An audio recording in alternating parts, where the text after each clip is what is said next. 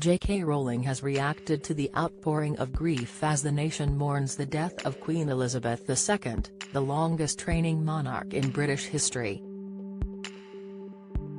The famed Harry Potter author has praised Her Majesty for performing her royal duties right up until her dying days in an emotional post yesterday. The 57-year-old reflected on the Queen's reign as she admitted the head of state is all the British public has known for the past 70 years. The acclaimed author offered some kind words as the nation begins 10 days of mourning following the monarch's death. The Queen died peacefully at Balmoral yesterday as senior royals rushed to be at her bedside. Members of the royal family made their way to her Scottish residence following the news that she had taken a turn for the worst. Only King Charles III and Princess Anne are understood to have made it in time to be at her side. Taking to Twitter, JK Rowling penned a heartfelt message, in view of her 13.9 million followers. She wrote, "Some may find the outpouring of British shock and grief at this moment quaint or odd, but millions felt affection and respect for the woman who uncomplainingly filled her constitutional role for 70 years. Most British people have never known another monarch, so she's been a thread winding through all our lives. She did her duty by the country right up until her dying hours, and became an enduring, positive symbol of Britain all over the world. She's earned her rest. #the Queen." Social media users flocked to comment on the post, as fans reacted to the devastating news. Twitter user, @fem_MB wrote, "Even those of us who aren't British feel it. She was a constant in all our lives, an example of grace, dignity and unwavering devotion to duty."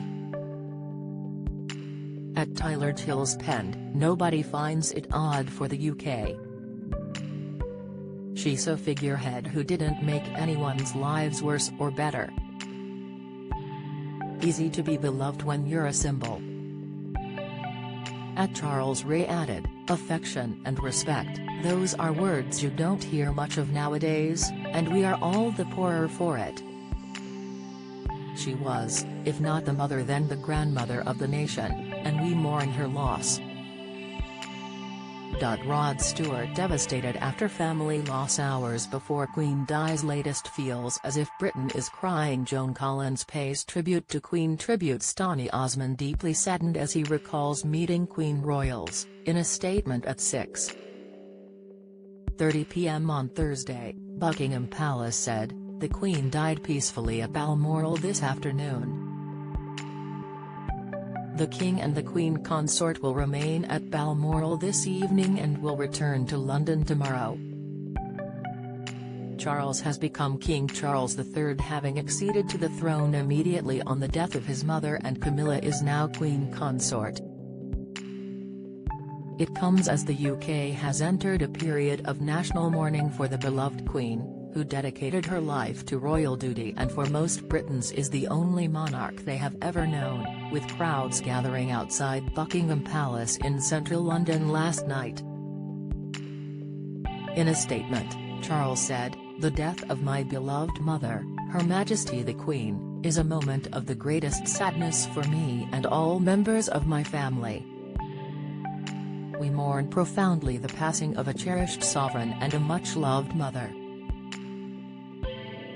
I know her loss will be deeply felt throughout the country, the realms and the Commonwealth, and by countless people around the world. During this period of mourning and change, my family and I will be comforted and sustained by our knowledge of the respect and deep affection in which the Queen was so widely held." Crowds gathered outside Buckingham Palace last night in an outpouring of grief and love. People sang the national anthem with some weeping when officials carried a notice confirming the Queen's death to the gates and the flag was lowered to half-mast. Floral tributes and candles have been left at the London royal residence, as well as Windsor Castle and Balmoral.